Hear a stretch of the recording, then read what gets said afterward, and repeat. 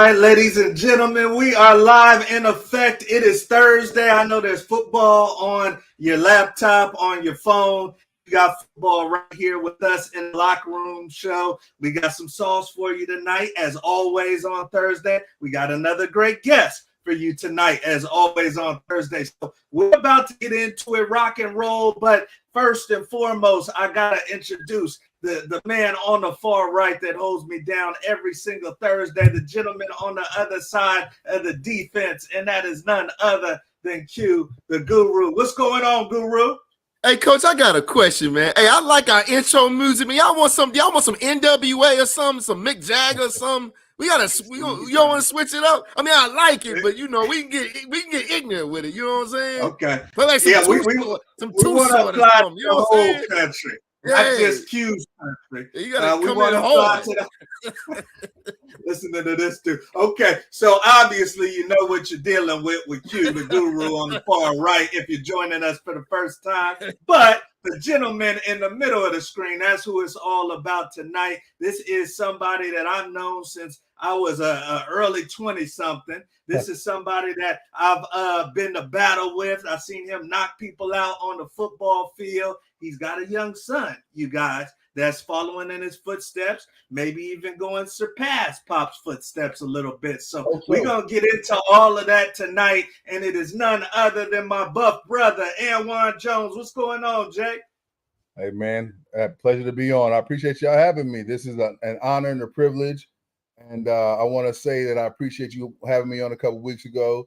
I got pulled away for some business, so I couldn't end up doing what we needed to do, and then last week I got some new hardware on the hip, so I couldn't get on last week, but we're here now, baby. So let's get it in.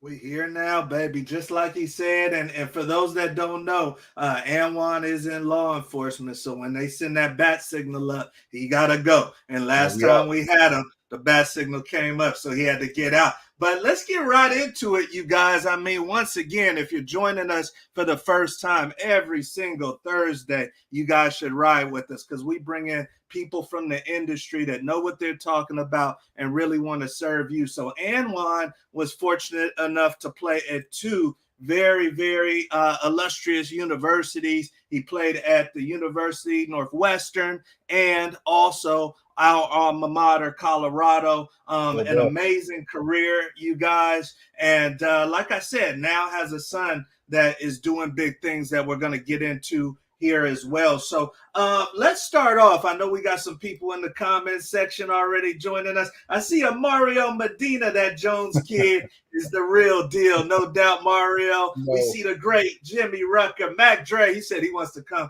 in with some Mac Dre. So you guys trying to get us banned on YouTube. And, man, listen to Jimmy, right? And then we got my mother-in-law checking in from Denver. Buffs fan. She's a former Buff. Looking forward to another great show. So let's rock and roll, you guys. If you guys are joining us for the first time, the topics are on the ticker at the bottom. We get in, we get out, but all of it is geared towards things that can help serve you, things that maybe you can execute on for your own career. So let's talk about the influence of football. The influence of football, Jay, man, because sometimes people that look like us don't get to experience everything that you've been able to experience. And like I said, man, two world-renowned universities. You got a beautiful wife now. You're building a family. So when you talk about football, Anwawn, in your life, and you just think about your career and what you've been able to experience, what comes to mind? What was the influence of football for you? Well, so believe it or not, the influence wasn't more of a person; it was more of a system, and it was just structure. So if you go into your high school career with a little bit of structure in your life, it only helps you progress as you go on. So that was one of the biggest influences with structure. My mom, single mother, she had to do it all on her own. Hard worker, got her bachelor's degree later in life while she worked two jobs, and all the story that we all know.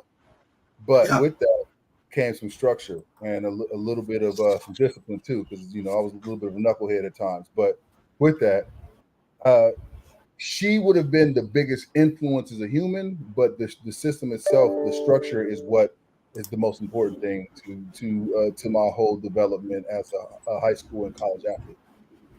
Amazing, right there. So you've been able to carry that on, and you being in law enforcement, I see the fit there. So that's big, and for a lot of you young athletes out there, that structure, that discipline that football provides is going to carry you throughout life. So that's huge. Thank you for sharing that. On to our next topic. And, you got a young man that's in your refrigerator. He's using up your cell phone minutes, and it looks like he's deserving, man. It looks like he's putting in the work, and he's doing this thing, a four-star recruit that is in Anwan's home, young Marco Jones. You guys see right here the caliber of schools that are looking at him. I mean, everybody from Alabama to our alma mater, CU, Michigan State. I mean, the kid's on everybody's radar, and he's a linebacker. So talk to me, man, because we're going to have a lot of parents that watch this, and they're new to this. You've done it, but they're new to it. Is there anything in his recruiting process that's caught you off guard? Is there any tips or advice that you want to share with the audience tonight, man? It's kind of funny because the typical answer is probably not what's going to come out of my mouth. So, because there are a lot of things that are really, really unfortunate about the recruiting scene these days, right. But I will say one of the things that I can really just give a little bit of structure to and a little bit of knowledge to for the parents who are looking to get into this and their kids are going to be blue chip athletes, or maybe even not. They're just going to be in the recruiting process. I will say, don't go in expecting anything from the coaches. Okay, because if you go in with these expectations like I need, that they don't care about what you want or what you need, because their livelihood depends on them making the right decision. That right decision is going to be based on what they need. So right.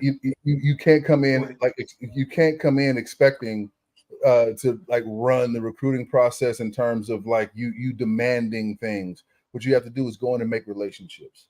Go in and build relationships with these coaches from the jump. If they're really recruiting you, then they want to get to know you, who you are. It's going to go outside of football. It's going to go outside of school and academics. It's going to go into what do you like to do every day? How do you treat your parents? How do you treat your friends? If you got a girlfriend, how do you treat her? Right. So like those are the things that I think are really important in the recruiting process that don't get mentioned a whole lot. It's the things that aren't on the football field. Right. Good point right there. Now, my question would be, how do you decipher, because obviously your son is a 4-star recruit. So how do you decipher who's being authentic and who's not, just to get your son to come amplify their program?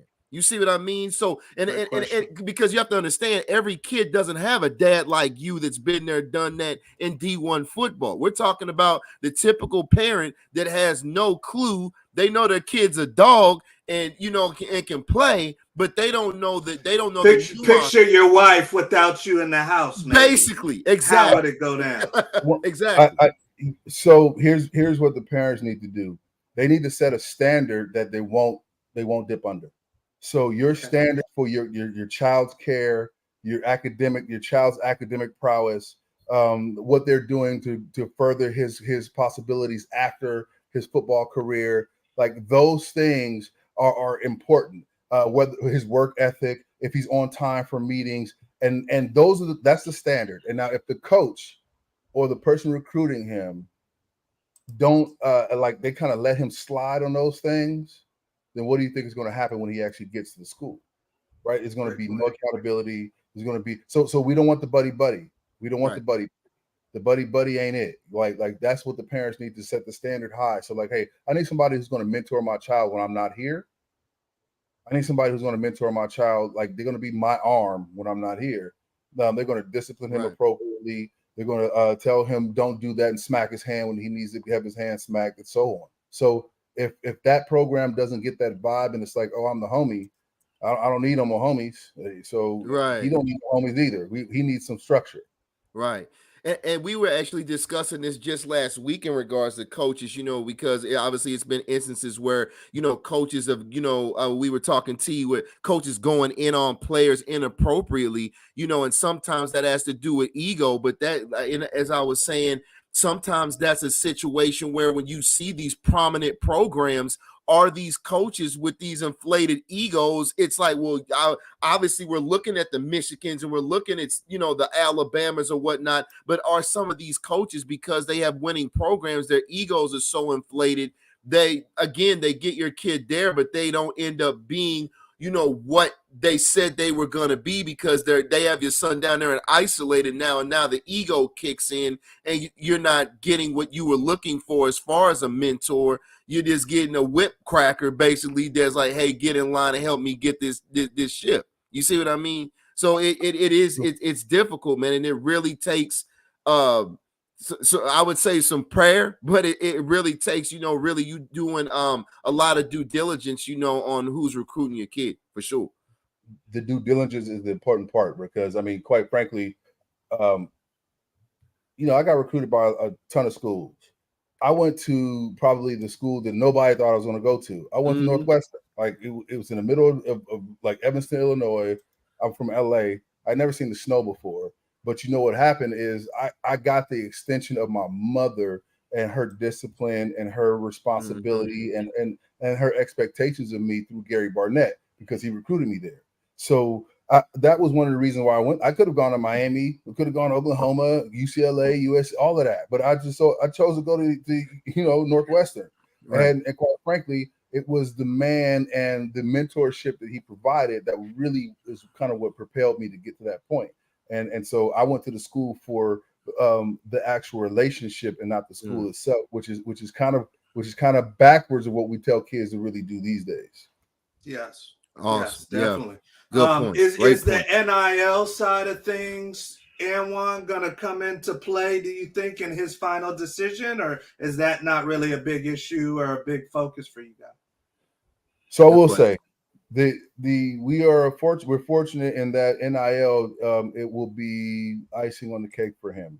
So we don't need NIL. He doesn't need NIL. We don't need help to pay our bills, and we're not struggling in those regards. So it really makes it so that we can make a decision, a more informed decision, and a more well thought out decision. Sorry, my dog is barking. A more well thought out decision in regards to NIL stuff, and not have to jump at the first thing that comes our way.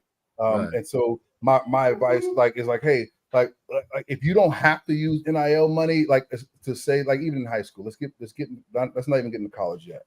In the high school ranks, if you don't need these little pitty NIL deals, don't do them, right? Because you don't need that money, and don't get yourself involved in these kind of products, these programs. But when you start to get to college, it's a little different, because NIL is collectives and it's all these other things.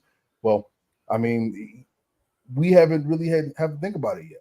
We will, but is it going to make a decision on where he goes? Absolutely not, because he wants to go win. He wants to go play at a spot that's going to play in the playoffs. He wants to go play, 15 games, 16, 17 games, right? Yeah. So that's his goal. His goal isn't to make that much money. So we're fortunate in that regard. Amazing feedback right there. And let's go on to our next topic, you guys. And this one is fresh off the press. I mean, this is dealing with last weekend's game. Very actually unfortunate that for one, Travis Hunter got hurt in the Colorado State game, but also that the young man that hurt him has been receiving death threats. His family has been receiving death threats. And I'll start off with you, Guru. I mean, when you see this type of thing, especially at the college level, this is things that we are expecting to see at the pro level. But when you saw this for the first time, what was your first thoughts, and what would make somebody, in your opinion, go to this extent? The only thing that would make someone go to this extent would be money. I mean, Colorado is the most viewed team in America, hands down. I think, T, what were we looking at? The views were the upwards of almost 10 million viewers. I mean, you're talking about a regular season game against a opponent that I don't even think Colorado State, I don't think, was ranked. but that's bowl numbers. That's like Rose Bowl numbers, right? A Fiesta Bowl, Orange you realize Bowl. they've been saying that too. Like they can't believe that those numbers have been pulling up on the beginning part of the season too. Yeah, oh yeah, absolutely. We're in week 3, so it's one of those things where, that being said, as far as Vegas and sports betting, that's where you're starting to see that, in my opinion, these type of threats, because there are adults that have a lot of money riding on these kids, a lot of money riding on Colorado specifically, and Travis is the key component to that team. So that's, to me, where you're starting to see, these threats. And if I'm not mistaken, what's funny is, or ironic rather, is the kid that hit him, he's from Boulder. Yes, really? he is. Yeah, he's from Boulder. Yeah. So that's why unfortunately he was with these threats. His family's home. That's why they were so easy to find. He's from Boulder. So I think it's ridiculous. It appalls me. But unfortunately, that's the world we live in when it comes to sports. Betting is always going to be around, and it's millions of dollars flying around this program right now that people are betting on. Anwawn, let me ask you, because we just got finished talking about you're putting a son into this world, into this big time college atmosphere. Are there things that maybe the industry needs to pick up on as far as protection or education for these athletes? Is it a new day and age, or do you think it's the same as when you and I played? It's definitely different. We have the internet. So everybody has access, right? Access is the key to the game. So if my son says something that people don't like, everybody will know about it within a matter of minutes, right? This young man who hit Trav, he hit him hard after the play was dirty. We all know it, blah blah blah, right? But he wasn't trying to kill the kid. He wasn't trying to do it. It was one of those plays that you, after said done, you're like, God, man, I wish I had never done that, right? Mm-hmm. And everybody knows that. Everybody who's played football at a high level has done something like that. And if you say you haven't, that means you've never played at a high level. And we've all done things that we don't aren't proud of. And I'm never gonna stand up for a Ram, but I will say that in this instance, he hit him. It was dirty. He got vilified. He got an attack. He should have been thrown out. That should have happened. It didn't. Whatever. We push on. Trav is even treating it like that. He's like, everybody talking about it. It's football. It happens. There you go. Real dog.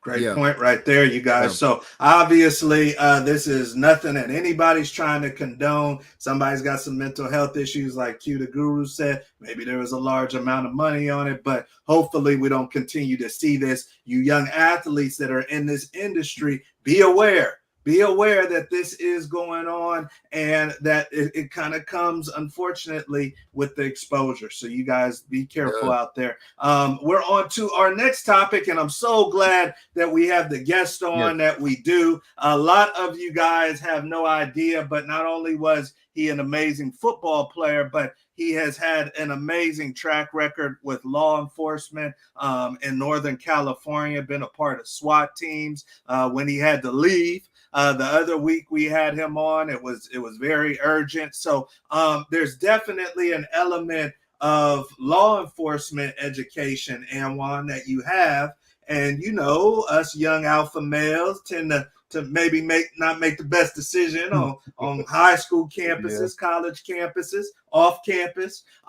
So give us a little insight, man, because unfortunately I would hate for any of the athletes watching this to ever get pulled over or ever be approached by maybe a cop that's not really the best apple in the bunch. But do you give your son any advice when it pertains to relationships with law enforcement? Is there anything you want to tell these student athletes to kind of steer clear of any issues?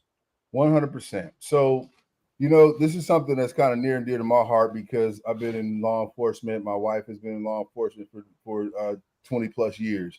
And so my son's raised around law enforcement, and that doesn't make him immune from any of the craziness that's been going on in the world around us, right? So me knowing that, my wife knowing that, we absolutely sit down and we've had lots of conversations with him that are important about his conduct when it comes to law enforcement. If you get pulled over, if something happens and you're around, what to do, how to handle it. And so I'll give you some of just my main tips that way, that I give to him and that I give to anybody who actually asks. So so say you're driving, you get pulled over, and you don't think you did anything wrong. It doesn't matter. Don't stress on whether you did anything wrong or not. It's just a piece of paper. When it comes down to it, roll all your windows down, turn your ignition off, turn your music down, turn on the overhead lights in your actual car. And I know everybody wants to record. The officer's probably going to have a body cam on, but if you want to record, set your phone up so you don't have to deal with it, and record if you feel like you need to do that. But when it comes down to it, listen to what the officer is telling you, whether you agree with him or not. You have a right to disagree with him or her. But when it ultimately comes down to it, if they give you a ticket for something you don't agree with, the place to fight it is in court. Go to court, fight it there. If the officer is wrong, then the officer you won't have to pay anything.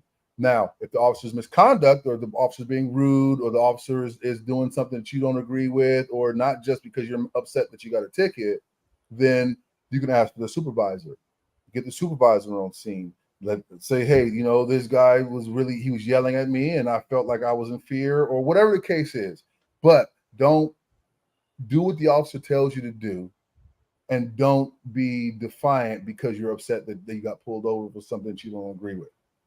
In the end, it's a piece of paper, and it's not worth all the extra that comes after it if you don't comply, if you get arrested, because it becomes more money, right? And then it's just not a good look for us as officers and for the citizens who are maybe not necessarily going along with the program. I love it right there. That's great advice. Definitely, you young athletes, pay attention to it. Q, talk to me, man. I mean, you come from St. Louis. There's times that you're riding up at Lawrence, Kansas with your boys when you were at KU. Did you ever feel like maybe you were in the car with somebody that was a liability? Did you ever feel like you were approached wrongly by some police officers when you were in college? I mean, I have, but not so much in Lawrence. I mean, to be honest, that, for example, man, that Mike Brown situation was maybe 15 minutes from my house, so I've seen that a lot. Unfortunately, St. Louis is kind of a mecca for poor, we'll say poor, judgment as far as law enforcement and how they handle citizens there. So I've seen a lot of that firsthand. So I learned, I guess, the do's and don'ts well before I even got to college.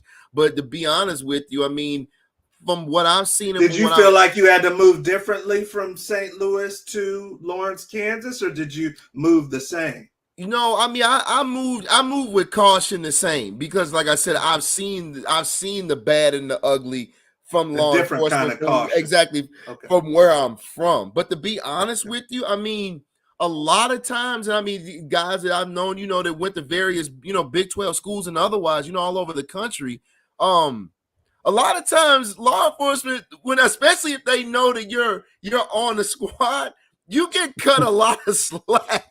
I mean, at least courtesy. It's one of those things where it's like, I mean, we've all been there. We're live, we're raw. This is a show. I mean, you've been, from a party or two and been like, hey, we got to get back to the apartment, got to get back to the dorm. And then sometimes that Letterman jacket will get you. It'll get you home. It'll get you home. So you okay. So you telling me Shador might have a little bit more leash in Boulder, Colorado than the average brother walking around. But I'm telling you, by far, like a lot of time, because I mean, you're talking about a college town. So if they know you're on the squad or whatnot, like I said, especially if you happen to have your Letterman jacket on, it versus that piece of paper, it'll be like, hey, slow it down, get home, and you get blessed for the evening. Hey, I don't know about you, T-Wood. Hey, I don't know about you, T-Wood, but I mean, I never even seen the Boulder PD around the spot, like ever. And when I did, it was always like, "Hey, what's up?" And they was like, hey, Right. It was. If I saw the lights, man, we was ghosts. Right. So from school to school, it's different from school. So you guys know that's not a blanket phrase right there. Don't think It's that. not. Don't But try to tell the saying police out of the locker room said you good. But here's the deal though. But back to the serious part of this is, if you have a standard of conduct that you have and you do when you're around law enforcement, or even just around authority figures, whether it's the principal, whether it's the head coach, whether it's the superintendent, right? There needs to be a level of decorum when it comes to that. And while police officers are human beings and we often make mistakes, the fact of the matter is they're doing their job there, or at least they're trying to. So in the end, at the end of the day, we both have to kind of come to some sort of agreement. But in the end, the police officer is going to, it has the authority to restrict your rights and your movement and all of those things. So let's if it's wrong, then let's handle it the appropriate way. Right.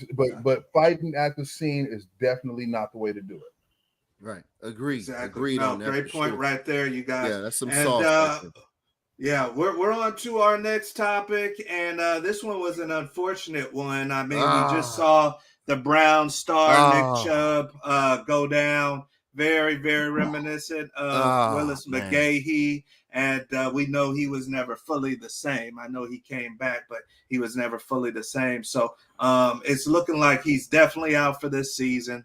Total reconstruction. Some were thinking maybe that was a dirty hit, but unfortunately, Nick Chubb, NFL star, is going to be playing this season. But I want to talk to you, gentlemen, and I'll start off with you, Q.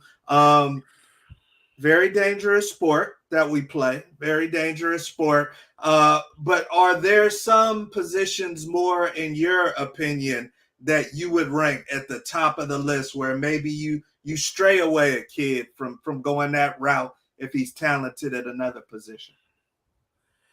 I would say the danger positions where you have the most high velocity contact is going to be running back, is going to be at the top of the list. That's going to be at the absolute top of the list. I would, if I had to choose, I would say it goes running back, linebacker, and then offensive and defensive linemen, because when you look at them, it's not so much that it's super high velocity because of their speed and velocity wise, but it's just about their weight. 320, 330, 315, and they're constantly rolling each other's ankles and knees up. But those will be the three positions that, I would say injury wise, you probably see the most at a lot of the times, man. But I mean, man, big shots out to Nick Chubb.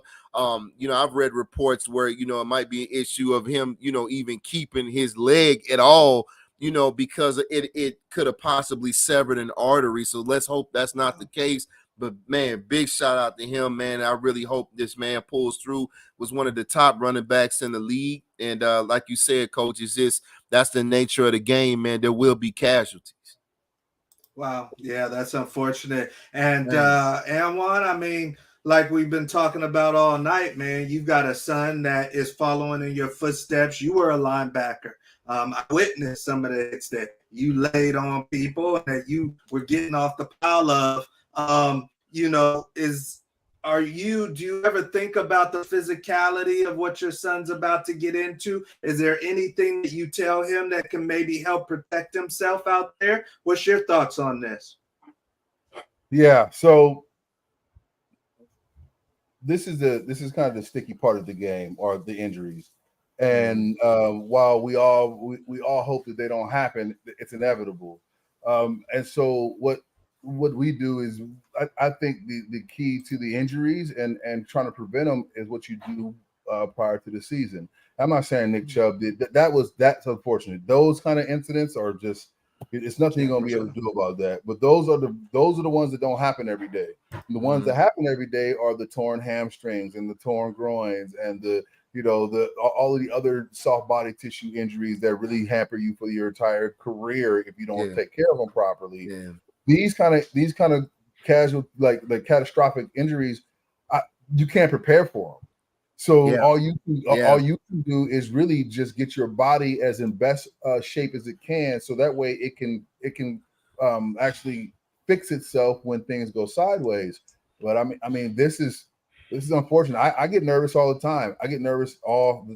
Like, Yeah. you know, Marco got hit in the thigh with a helmet last week. He went down. It was one play, but just seeing him on the ground, it's just like, Yeah, as a man, parent. Yeah, man. you don't want to see your kid on the ground, and you don't want to see your dad on the ground. If your dad's playing in the league, and your husband on the ground, you don't want to see any of that. So it's unfortunate, but how do you prepare for that type of injury? How does mom feel about it? She's an athlete too, so we're kind of Okay. along the same lines. She We knows what it prepare. is. And we told him how important and preparation is, how important recovery is. And so we've done the things that we think are important for him in order to help him in that process to help prevent injury. So, like with recovery, right? Like we have a cold plunge at home that he uses. It's not the most cheap thing in the world, but you sacrifice what you can in order to make sure Yeah. that your kids are handled, right? He Yeah. has the Normatex and and you don't have to get that high tech. Roll out, stretch every night, take a cold shower every night, take a warm hot shower when you get up. Like when you get up and moving around and get your blood flowing. Like these are things that help you in recovery and getting your body prepared for the day. I mean, hydration, limit the caffeine. Those types of things. These things help prevent injury. But the ones that Nick Chubb has, there's nothing we can do to prevent those.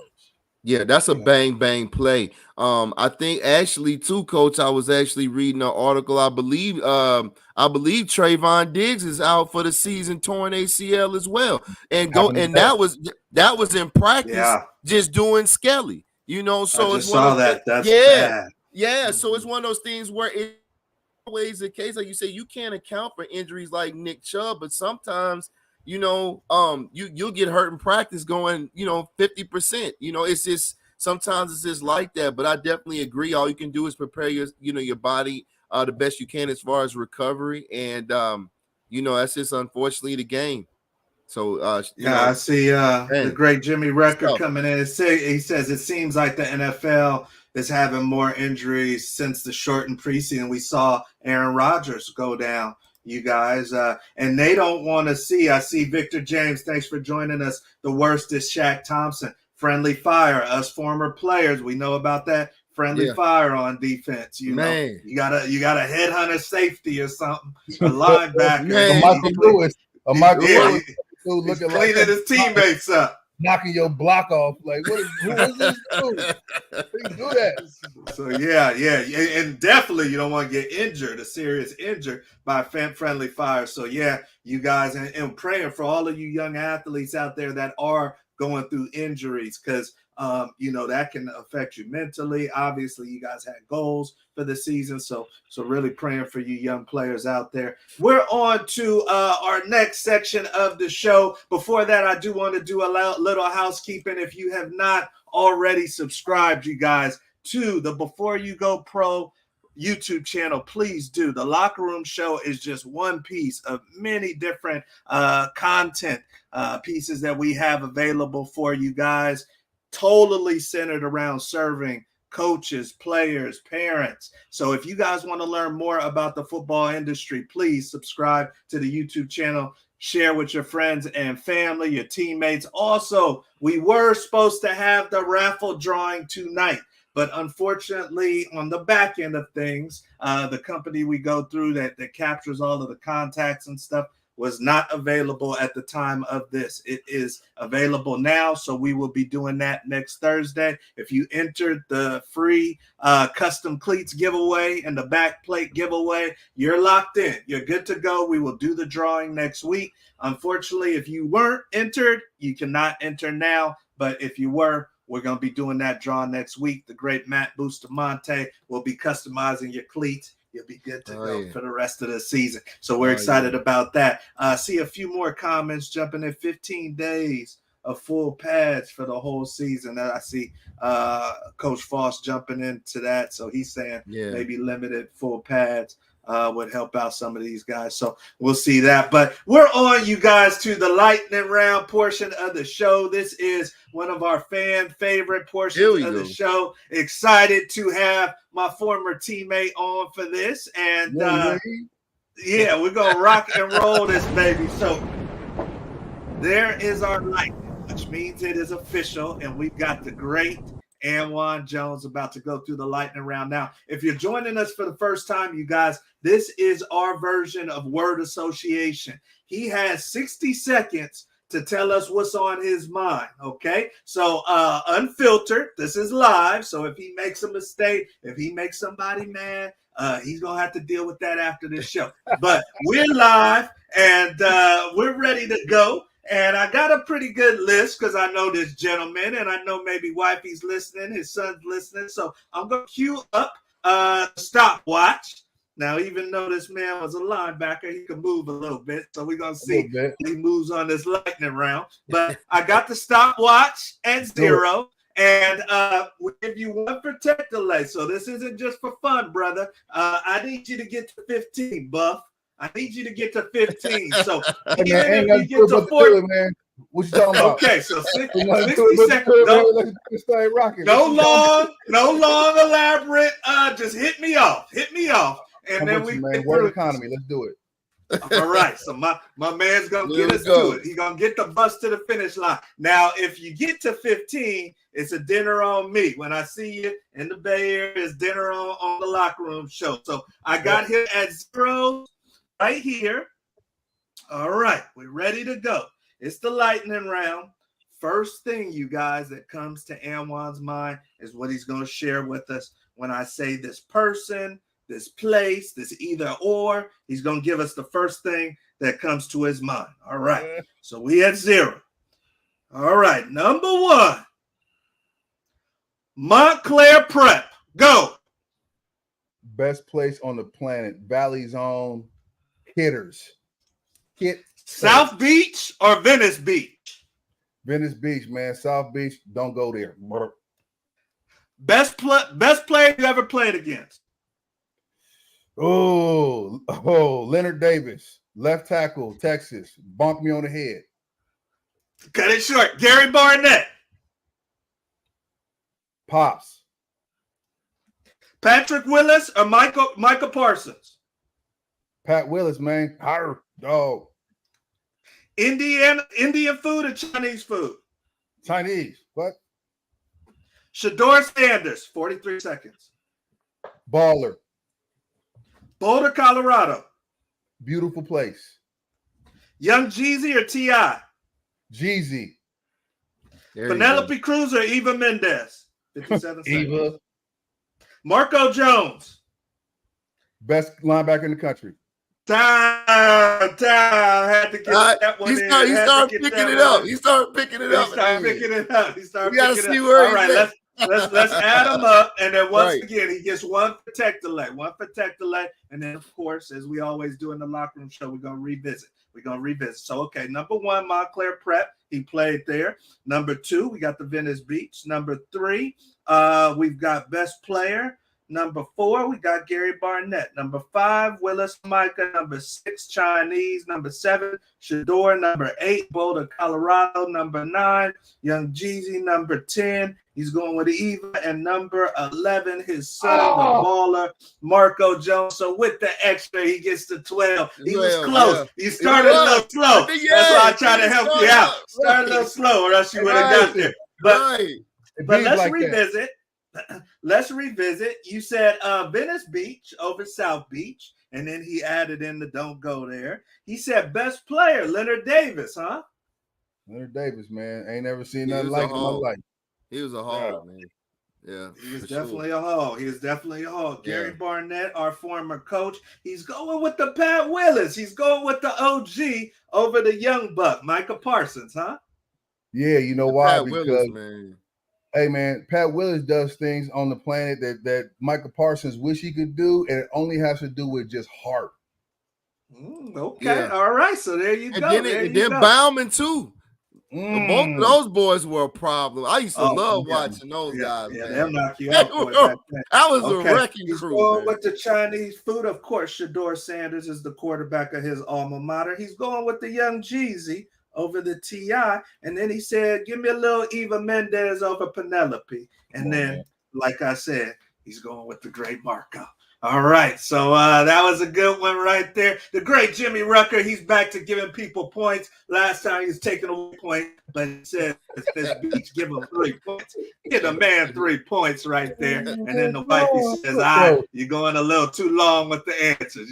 You're going a little too long with the answers. So, but thank you for joining us again. Been indoors. Definitely. This is going to be a good one. We appreciate you. So we're on, you guys, to the last section of our show. Once again, we appreciate the great Anwawn Jones time. Listen out for his young son. Keep your eyes out for his young son. We are praying in Boulder, Colorado, that he ends up a buff like his dad. But we gonna root for Marco regardless. That's how we get down. So the Q&A section of the show, if you guys have any comments, questions for Anwawn, please put them in the comment section. It is live right now. But Q, I know you had something ready to go for Anwawn.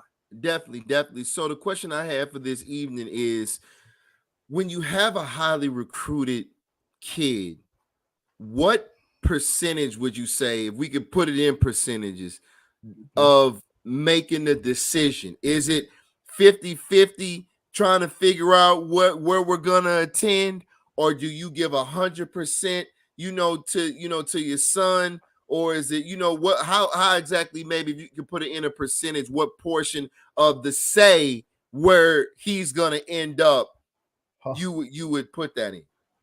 That's a really interesting question, and I never thought of it like that. But I would say it's 98% him, and the 2% is for my wife and him and me, right? And that's a collaborative little 2% that we put in. But realistically, I mean, sorry, Buff Nation, but I haven't even promoted the Buffs to him because I don't want my influence for it to be any part of his decision. So I want him to develop these relationships organically, and to be, and to be a young man and understand how to deal with adults.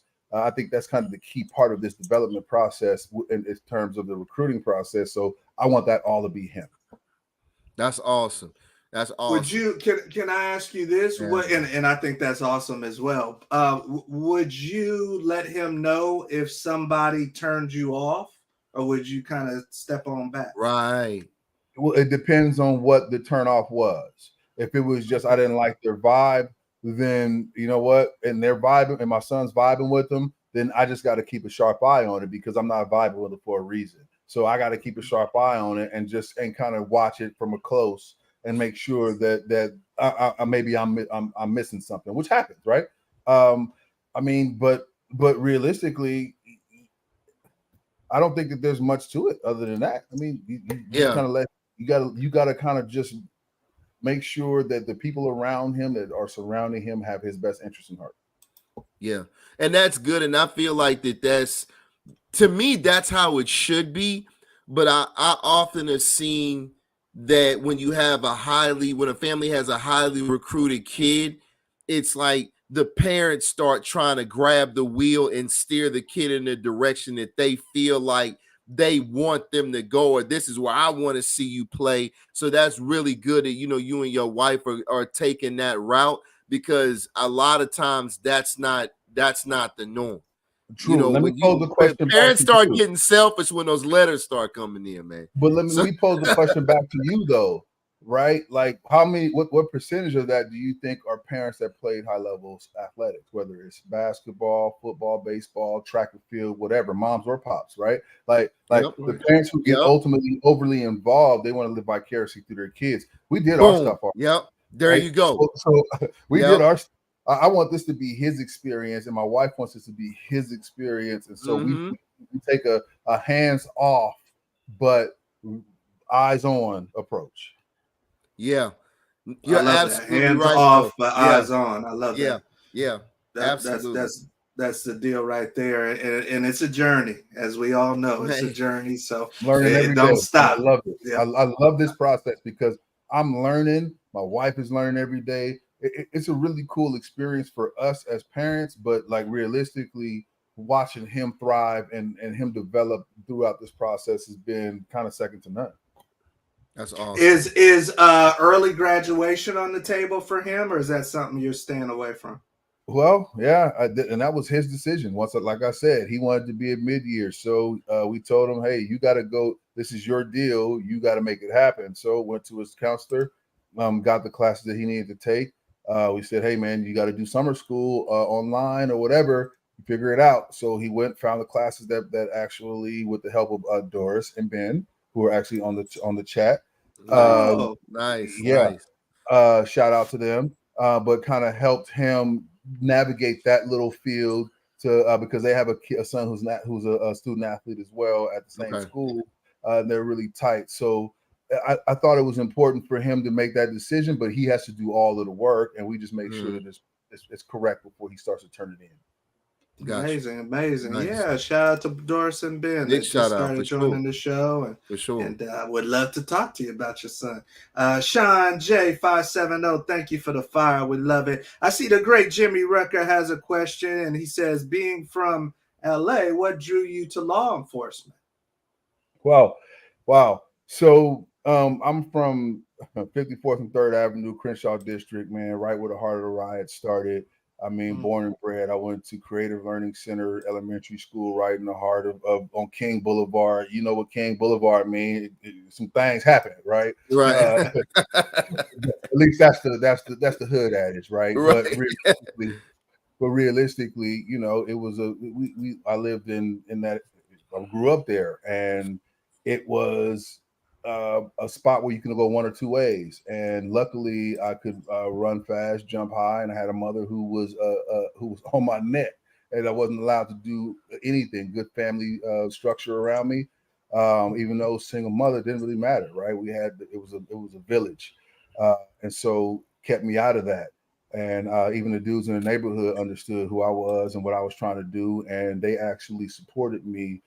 And whatever they were doing outside of when they were around me, they still respected the fact that I had going on what I had going on. So growing up in LA, I saw the police a lot, and they weren't always the friendliest. LAPD back in the day, crash units, they was coming hitting blocks, and if you looked like you was even sniffing a red or blue flag, man, they was on you. And we were victims of that quite a bit. But they didn't really do anything detrimental to us. We just became part of who we were. But with that, we joined my elementary school, joined the PAL program at LAPD Southwest Division. And I started being around police officers pretty much as I was a young man. I was a kid, adolescent, and I figured that they were just like us. I heard them tell stories about their kids. I was like, oh, wait, what? That's something that I did. And it didn't make a lot of sense to me because I thought the police were different than they were. And then when I saw that, and I saw that they were doing something so selfless as protecting the people around them, it was something that just endeared me to do it. And I always wanted to just get into that line of work. So after football didn't work out, NFL didn't work out, I wasn't good enough to play at that level. I had to make a decision, and the decision was law enforcement, and I'm happy that I did it. That's awesome. Yeah, and the community's happy that you did it too, brother. And Jimmy says, I went to Dorsey School, and so I know the area. So there you go. Well, hey, man. Yeah, there you go. Well, hey, we definitely appreciate you coming on, man. We're gonna break bread anyway, even though you didn't get to 15. I was hoping you get to 15. I know. But we're gonna break bread anyway. I gotta come see Marco play, man. And I know you had the hip surgery, so get well soon. Definitely. And go Buffs. Go Buffs, man. I appreciate y'all having me on. Thanks for everybody coming out and supporting. And Marco Jones, he's gonna be a dude. Come out, support SRV Athletics. And hey, man, and you guys have a great podcast, and I appreciate you for having me once again. Thank you. Definitely, bro, for sure. Appreciate you coming on. We're gonna have you back on, man. So hey, there you guys have it. That is the great Anwawn Jones. And then, like I said, you guys, Q, he's got a dog, man. We gotta check him out.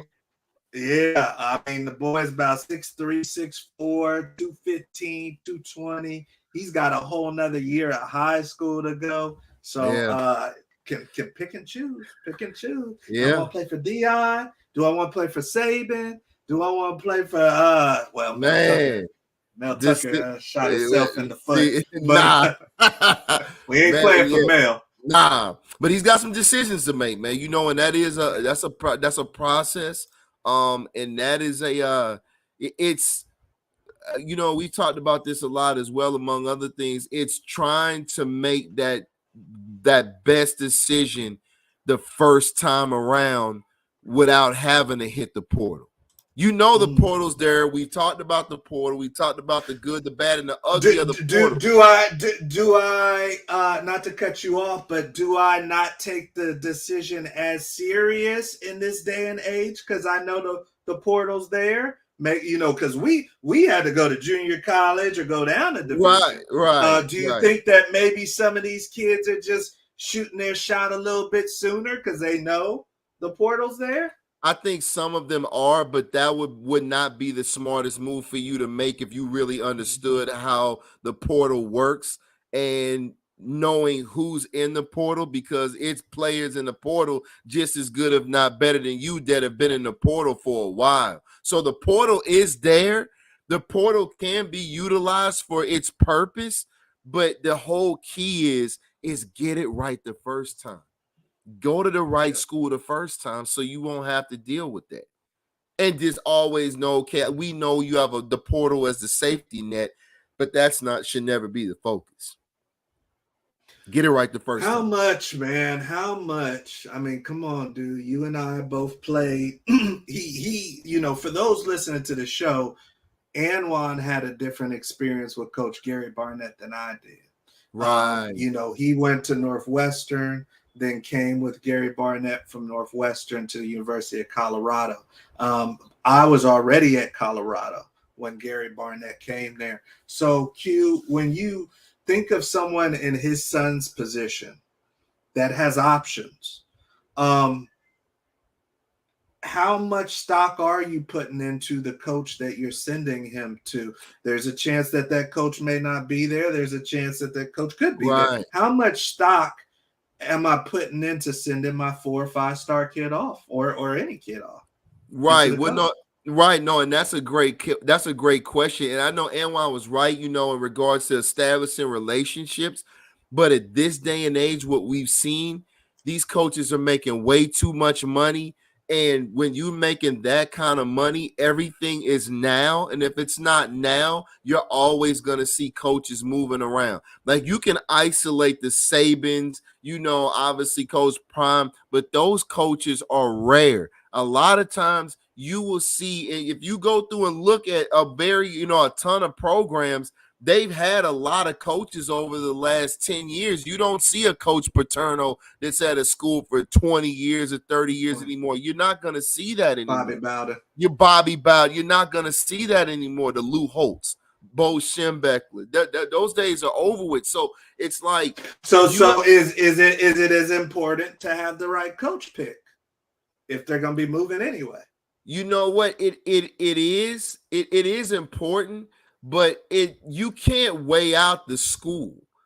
But it also depends on why you're going where you're going. If your vision is on, hey, I want right. If you're like, hey, I'm a 4 or 5 star kid and I know I want to go to the league, well, then you need to, that has a lot to do with the coach, but it has a lot to do with the school. So it's like, you're not gonna always be where you're in an ideal situation with the coach. The same thing that happened to you happened to me.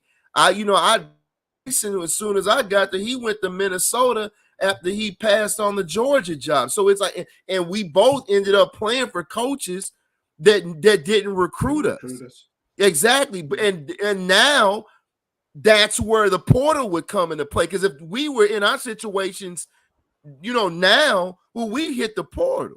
That's what it's for. It gives you that option. So bet on yourself. Establish relationships and whatnot, and that's fine, absolutely. But always bet on yourself. and always make sure that you as a player are always in the best position, because I assure you these coaches are going to do the same.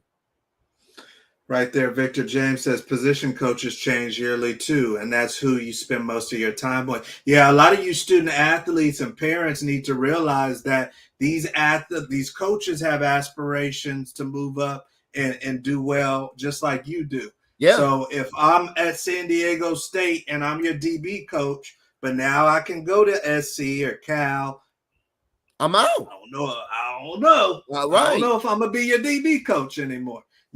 So you guys got to almost anticipate that, there's a high probability that your coach won't be with you, Right. And then here's a dead giveaway. If the coach that's recruiting you, now this isn't as prevalent at the lower divisions, but at the D1 level, the coach that's recruiting you has already been there 3 to 4 years and they're still struggling. How are they going to get through your 4 to 5 years? Don't anticipate it. Don't anticipate it, so you guys be mindful, because you could end up playing for somebody that you never intended to play for. True, but the thing is, we will say actually that we've seen in Coach Prime's case is if you are a dog and you do have a relationship, figure it out. But the thing is, it's not always about hitting the portal. You do have that option to follow your coach. You have to remember now. I mean, and your coach, especially if you're a good kid, you're making your grades, and you can play, your coach will, in a lot of cases, especially your position coach. Does that factor in more if I'm on the offensive side, or is it the same? It's the same, either side, either way. Okay. It's just if you're a good kid, you're making your grades, you're not a problem, and you're a dog, you have that option to follow your coach. And a lot of times, your coach will request or have that conversation, an offer to bring just you. Like Anwawn did. Just like Anwawn did, exactly. Just like Shador and just like Travis as well, that came with Coach Prime. He brought his dogs that he knew were great players and good kids that he wanted to bring from Jackson State. So it could be the same situation with you as well as a player. Okay. All right. Well, some of you guys are high school. Some of you guys are JC. Some of you guys are living this in college. But every single Thursday, you guys can come in here and get some of this sauce. We are talking about the industry, and we're talking about it in a manner to serve you, so you can dominate, so you could be ahead of the competition. If you are unaware, Before You Go Pro is more than just content. We actually serve athletes, get athletes to colleges across the country. If you want some help, you need some support with recruiting, please check us out. A matter of fact, I will put the link in the comment section for you guys right now, because we only accept 100 athletes per year, you guys. We don't want everybody. We only want the dogs. We only want the people that show up in class. We only want the people that know how to talk to college recruiters. Those are the ones that we want. So here in the comments section, I will put the link if you guys are looking for, or you know somebody that is looking for some recruiting support and some help, so that we can get after it, you guys. So there you go. You can also go to beforeyougopro.com. Scroll down to the bottom of the page, and we're here. We're here 24/7 to help you out. And we got kids all across the country. So if you got some game and you got some grades, we're going to help you get to the next level. But that is it, you guys, for tonight's show. I know there's some football on the tube. I know that you guys got some games this weekend, so we want to see your ball. Q, anything for the good people before we get out of here? Oh, absolutely. Absolutely. Again, as Coach said earlier on in the show, if you've already entered yourself into the drawing for the custom cleats by the one and only Matt Bustamante, make sure that you tune in. You got to see if you want or not, right? Yep. So We'll see y'all same time, same channel next week, but we got giveaways. We got giveaway. And there's more than one giveaway, too. It's more than one, right? Yeah, we got a second place and a third place prize. So even if you're a C student, you're going to get yours, and we got you covered. Once again, check out Before You Go Pro, and then definitely make sure that you subscribe to the YouTube channel. We want to build this football community, you guys, and we need your help. We need your support. We put in a lot of work and effort. We're bringing in some more people into the industry that you guys see on TV from all levels that want to come and serve you. So make sure you hit that subscribe button. Make sure you share with your family, your friends, your teammate. And then guess what? We're going to see you back next Thursday for another great show. Fact. All right. Have a great weekend. We will see you guys at the top.